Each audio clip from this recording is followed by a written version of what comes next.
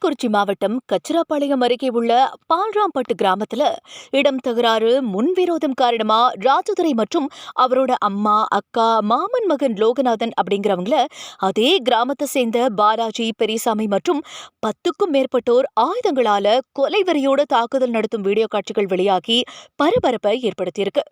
இந்த வீடியோ சமூக வலைதளங்கள்ல வைரல் ஆயிட்டும் வந்துட்டு இருக்கு. இதனால பாதிக்கப்பட்ட ராஜதுரை குடும்பத்தினர் கள்ளக்குறிச்சி அரசு மருத்துவக் கல்லூரியில சிகிச்சைக்காக அனுமதிக்கப்பட்டிருக்காங்க. இந்த வழக்கு சம்பந்தமா குற்றவாளிகளை கைது செய்யாம கச்சிராபாளையம் போலீசார் இருக்கிறதாகவும், அது மட்டும் இல்லாம பாதிக்கப்பட்ட நபர்கள் மீது வழக்கு பதிவு செஞ்சு அவங்கள போலீசார் மிரட்டி வருவதாகவும் தெரிவிச்சிருக்காங்க.